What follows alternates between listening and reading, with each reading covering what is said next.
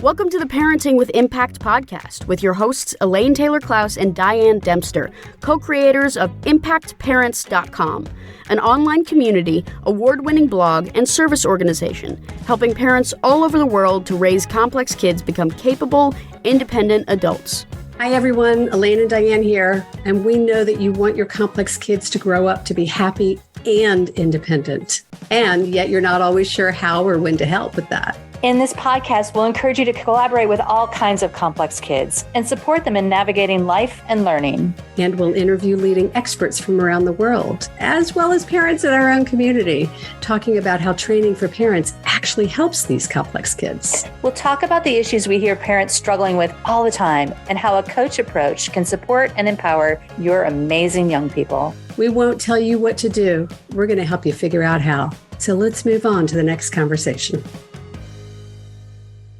Welcome back, everybody, to another conversation in the Parenting with Impact podcast. I am super excited to welcome my friend, Shannon Sedlacek, who has had a really interesting series of careers in her life and has been an attorney and has been a firefighter and is now a coach and has probably been a coach throughout all of those in some way or another. And she's not here today because she's an expert in parenting, although she is a parent and she has been parented. And she's not here today because she has an expertise in neurodiversity. She's here today because we were talking at some retreat somewhere, and I just felt like she had some insights and wisdom from her experiences that would really be insightful for parents of complex kids. So first of all, Shannon, thank you for being here. I'm excited to have this conversation. Thank you, Elaine. Me too. So I'm going to skip over the first career, if I may, unless you want to hit the transition. And, No. And what I want you to tell us about is a little bit about sort of what you were doing as a firefighter and how that has informed your work as a coach. And how that, because I think that will lead us into a conversation about how that relates to all of us listening as parents or professionals with whatever hat we've got on. So is that general enough, but specific enough to get you started? Perfect. Yeah. So firefighting, I think most people think of firefighting as very physical. And of course, my first career as a litigation attorney, it's very much in my head box, right? And most people think of firefighting as being very physical. And it can be. You just follow orders, do exactly what your boss says. And once I became an officer, or now I'm leading a team of firefighters, I recognized very quickly that I need to actually be in my body. And I also need to definitely have my prefrontal cortex going in order to keep everybody safe. So for me, it was the experience of really being deep in my body, being able to feel deeply on, really tragic, difficult calls that we were exposed to, very traumatic calls, infant CPRs and other tragedies. And be able to be fully present with another person, in this case, a complete stranger, typically. It was that place, I think, and combined with being a mom, a new mom. Yeah. I didn't become a mom until I was in my mid-40s. And so it was that combination that really allowed me to see how huge it was to be able to give that gift of heart presence and to be able to follow my gut, my intuition, and how that informed now the work that I do as a coach. I'm no longer running into burning buildings. Not physically, maybe metaphorically. No, but what jumps at me from what you're sharing is, when as a parent of complex kids, and before we started, just so you know, Shannon said she's got a complex kid and she was one. So I'm sure we'll come back to that. But when you're parenting complex kids, there is this tendency to get sucked up into it, right? To get lost into it. And what you're really speaking to is how important it is to keep your head about you and to stay safe and to keep everyone safe. And to do that, you can't run into it. You have to hold it in some way as separate from you. Does that resonate for you? It does. In fact, one of the really interesting things in a really traumatic call is that ability to be very, very vulnerable and present with somebody and recognize that this isn't your emergency, it's an emergency. Yes. And that allows me to have that distance where I can function. Because if it's my emergency, it adds a whole nother level of stress that's not needed and is actually super counterproductive. I was going to say it interferes. Absolutely. But it's so hard for parents to separate, whether we've birthed kids or not, we absorb them as us, as an extension of us, as a parent in some way. And then to somehow say they're the ones going through it and it's not me. And, this comes up all the time in our coaching groups and conversations is that use of the word we kind of enmeshes, right? I'm thinking two things when you're saying that, Elaine. The first thing that comes up is, of course, it's so easy to enmesh because, the hardest thing in the world, and I'll say this as somebody who used to run into burning buildings and litigate, is to parent. Yeah, right. Absolutely. The hardest job we will ever have is to parent. Yeah. And when all of our children are so amazingly, they have the amazing ability to trigger us in ways no one else can. Right? That's so true. And that's their job, right? Yeah. That's why they're there in the universe. And so, yes, we're so enmeshed with them. And I think the idea is for the parent to recognize that that's happening and, to understand it's like, what's the soundtrack that's going on? Like, how is my shame really coming into this? I say I'm parenting a child who's identifying as being gay. I was raised in a strict Catholic family and was gay and didn't come out until my 30s because I had such ingrained shame. And when our son came to us and said, and he never said, hey, I think I'm gay, because hopefully we gave him so much more space, right. But it was really obvious in so many years. And really, as a parent, I reacted exactly as my parents did. I just didn't verbalize it, thankfully. I'm not laughing at you at all. And isn't that amazing? Yeah, it's literally, I'm literally thinking in my head, oh God, your life would be so much easier if you were straight, right? Yeah. It is literally the message that I had from my parents. And it was absolutely with love from my parents. That's really what they believed, right? Yeah. And it was literally, I looked at them and I'm thinking, and thankfully I did not verbalize it, but we have to recognize on some level, oh, wait, that's my shame. My child, thankfully, right now he's sporting a hot fuchsia hairdo and is fully embracing that, right? And there's no shame. He doesn't have any shame, but it's so easy to cross that line. It's so easy to do it. And without doing our own work, it's impossible not to enmesh like that. Right. Well, and so we have this proclivity, if you will, to enmesh. And then you get this complex kid that's got this other layer of needs. And to some extent, there's a whole bunch of stuff around, I don't know how to support that need. So I'm making it. And I guess I know that we're all making it up anyway as parents, because that instruction manual never did show up on anybody's door, right? Although I did try to write one for complex kids. But we're making it up, but there's this extra layer that happens when there is a fear factor or uncertainty or danger or risk. So how does that play into this conversation?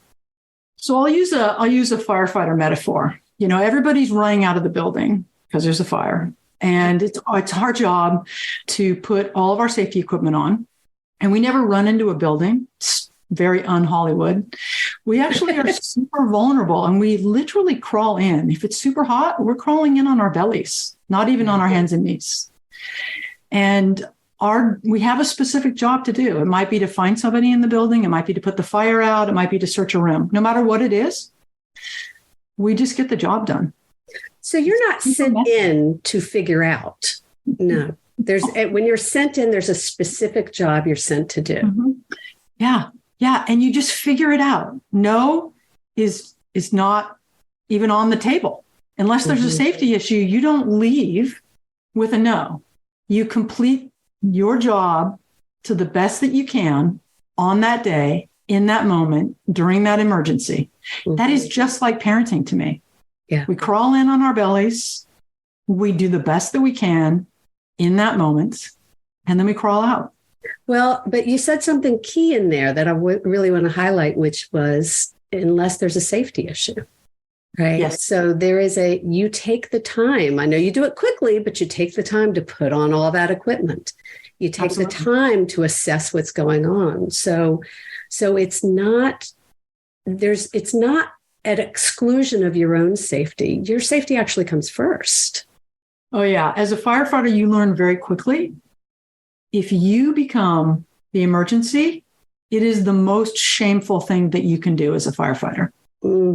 If you get hurt, injured, or lost, or killed, literally you become the emergency and you suck all the resources away from the very people that we're there to serve.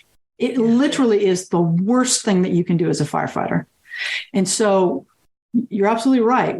We are very, very clear when we go into a building. We've already done a 360. We've already done a safety checks. I've already done safety checks on all of my crew. We have all of our safety equipment. And we go in knowing something's going to happen that we probably don't expect. And we're going to stay safe no matter what it is. And we're still going to get the job done to the absolute best of our ability. Mm-hmm. Wow. And it's the firefighter version of put your oxygen mask on first, right? Exactly. Which we talk about all the time. And it's this kind of, it's almost become mundane, and yet it's so hard to do, right? There's so much work around just giving ourselves permission to take care of ourselves in any way as parents, much less when we have really complex kids or circumstances. And so I want to slow down what you're saying, which is really taking the time to assess the situation, identify the extent to which it really is or isn't an emergency before you start taking action to address whatever the problem is. Right? Yeah. So it's lots of little pieces along the way. Absolutely. And there's no rushing in. Even a firefighter doesn't rush in. It's all done very deliberately and actually very slowly. Yeah. Isn't that amazing? Yeah. What if we could do that as parents? How fascinating would that be? Right. So everybody's listening. I had a beautiful opportunity. As a coach, I don't just coach people, I also get coached. And I believe very strongly in coaching, and that as coaches, we continue to do our own work. And I had a great opportunity to do a coaching experience with Shannon with a group of our peers in, I guess, 2022. And I want to invite you to teach us a little bit about what you shared, because we did a high ropes course. I'll see if I can find a picture for the show notes. And it was really fun. And it was really exciting. And some people were freaked out, and some of us had done it before. So it was like a whole different level, and it was fun, whatever. It was a great day. But you taught a little bit about listening to your gut versus listening to your heart. And you did heart, gut, hara. Talk a little bit about this model that you bring. Yeah. So I think most of us show up in the world and become very successful using this amazing thing that sits on top of our neck, right? And we're all up in our head in this box. And we really very rarely use the intense wisdom that's in our bodies. Yeah. And, our heart has, science knows now that actually sends more messages to our brain than the other way around. So it generates more information and sends it to our brain than the other way around. That's amazing, right? There is deep wisdom in our heart. And I really align that with kind of our values in that area. And then our gut. We have amazing gut intuition, gut sense. And when we pay attention to it and listen to it and act on it, it can also be amazing. Yeah, and we have actually more neurotransmitters in our gut than we do in our brain, right? Yeah, right. It's fascinating, right? Now that we know this, because we're so focused. And I think for part of people, especially in midlife, almost all of our successes come from this box up here. And that would be the head. And that'd be the head, who are right? listening, not seeing. Yeah. Sorry. I'm making my Madonna box on my head, right? And I really believe that the next step is the ability to integrate your heart and your gut and your intuition and your hara, which is that space in your hips, which is really your zone of action and your zone of power. And what the ropes course is all about is I'm all about performance under pressure. Mm-hmm. It's what I did as a lawyer. It's what I did as a firefighter. And it's what I did once I became an officer and recognized that using my head, my heart, my gut, and my hara, it makes you invincible. It makes you the superpower. Mm-hmm. Using one of them is amazing, but having that extra toolbox is really that next step. So what's the distinction? Because I don't think it's as clear as we want it to be yet. So we understand head and heart and gut. What's the hara? The hara is really action. So when you're up on the ropes course and you want to move from one obstacle to a next, you're in a meeting and you want to move from one thing to the next. It's really the ability to not get bogged down in what I'm going to call head trash, not get bogged down into the little voice that says, oh, don't comment on that. Nobody wants to hear that. Or, yeah, I don't think you should bring that up now. That's not the right time. Or not wanting to ask for a raise because, the economy, it's not looking good right now. It's not a good time. Hara is really where we get into flow and action and do what needs to be done, no matter what's going on with the head trash. No matter what the self-talk is going on, no matter what our doubts are, our fears, that's all in our head. That's all generated in our headspace. Hara allows us to really act on our dreams, on anything from a place of flow and joy. The word grounded is coming to me as I'm hearing you describe it. It's like when we talk about, I got to ground myself, I got to get centered, like all of this language around like giving ourselves a space to be present, to be ready for whatever is next. That sounds like another variation of hara. Yeah. In fact, I believe it was your husband who said, you taught us how to be grounded 30 feet in the air. Yeah. Yeah. So when you're under stress, that's really when we need to be grounded. That's when we need to be grounded in our power. And you do that by a couple things. One of them is slowing down. The pace of our life is so intense that when we give ourselves the gift of slowing down, we can access those three other spaces. Yeah. The heart, the gut, and the hara. When we're running around at Mach 5 speed, we can't listen. It's there, but we can't hear it. Yeah. It's too much going on. Well, and it's just kind of two directions I want to go with the little time we have left. One is that what really jumps at me as you're saying that, and I'm thinking about, and I'll put some stuff in the show notes for you guys, but those of you who are in our community who've been learning from us, we talk about Q-tip. Quit taking it personally, slow down to speed up. There are all these kind of tools and techniques that we introduce. And a lot of them are pun intended, grounded in what you're talking about, which is slowing down and grounding ourselves and being intentional and conscious about the actions we're taking, about responding instead of reacting. All right. So that's one thing that just came up for me. The other thing I want to shift it back to you as we begin to move this towards a close is to talk a little bit about, how you translate this to you modern day as a mom, right? What's relevant about this as a mother? Yeah. So I parent a child who identifies as gay, and he also has some neurodiversity as well. And so she belongs with us, y'all.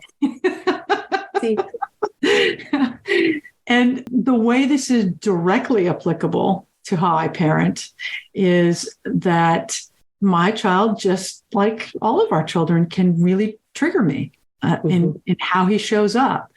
I jokingly call him the slow loris, which is an animal that moves in the absolute painfully slow way. I am a firefighter. I do everything at speed. So, you can see where the conflict is going, right? Yeah. We need to leave the house at 8:30 to be at school by 9. I need to get back on time because I've got a call.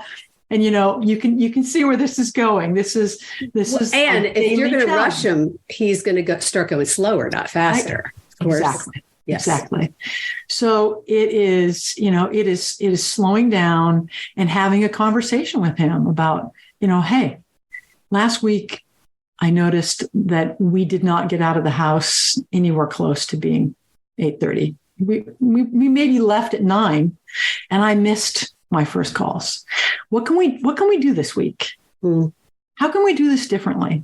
I know you were tired last week, and we've got the 1 hour time difference, but how can we do this differently and really problem solve with them, coach them through it instead of, like he's 15, he's a teenager. Telling him how it's going to be, which is how I was parent, is not going to work for him ever. And really coaching him through it, getting him to buy into the solution. And today I have to say I was actually back at my desk at 10 to 9. Huge win for me. I'm not sure what's going to happen the rest of the week. Right?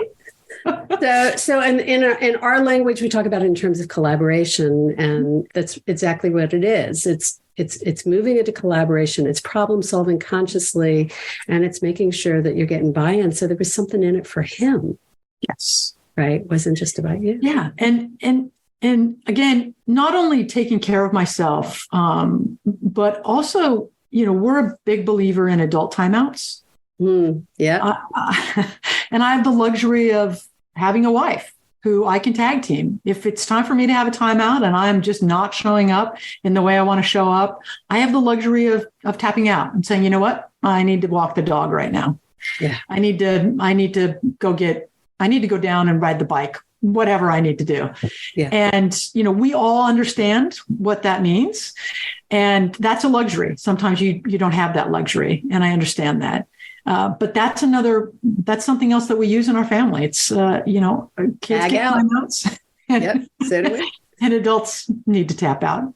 So you and I could sit for hours, and we have, but it's time to wrap this conversation up.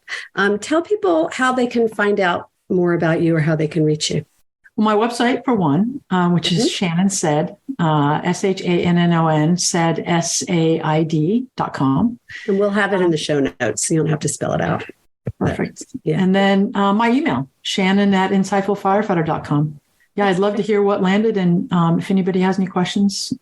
And what I will say to you guys, if you have your professional hat on, you're listening, and you'd like someone to come do a team building exercise with your team or your community, I highly recommend inviting Shannon to come play with you all. So let's wrap this conversation up. Shannon, what did we miss, or what do you want to highlight? I don't think you missed anything.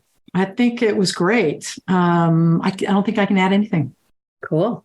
Yeah. All right. Anything you want to put on your soapbox? Any message in particular you want parents to leave with today?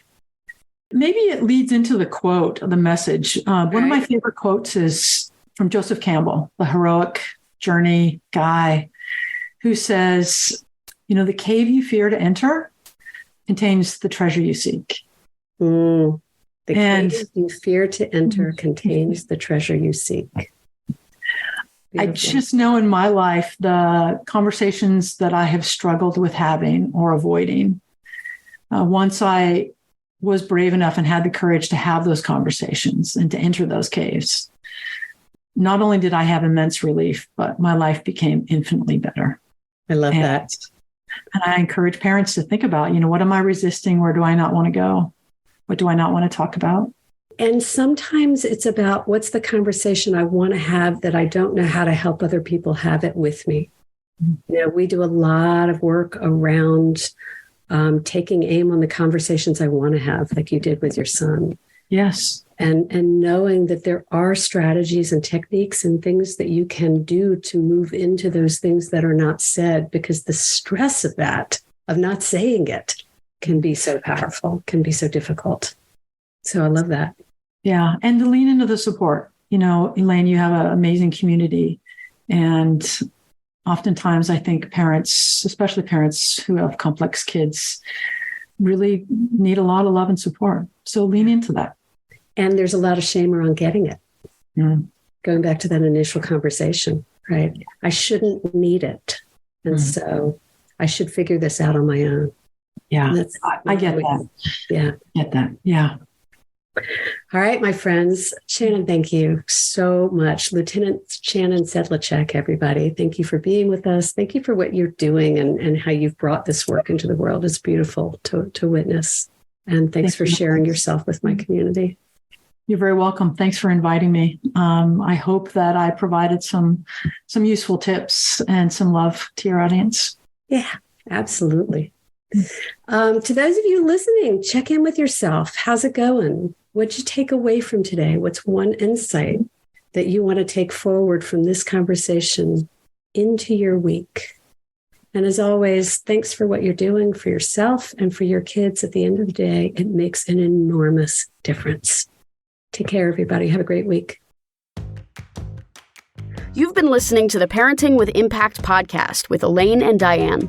For more information on the Impact Parents community or to join Sanity School for Parents, please visit impactparents.com. If you like what you've heard, please share this podcast with friends who need similar guidance and subscribe wherever you listen to podcasts. For the essentials of Elaine and Diane's coach approach to parenting, download a free tip sheet at impactparents.com/podcast. Behavior therapy training for parents is actually recommended as a first-line treatment for complex kids. For information about Sanity School, our training program for parents or teachers, which has helped thousands of families around the globe, visit impactparents.com/sanityschool.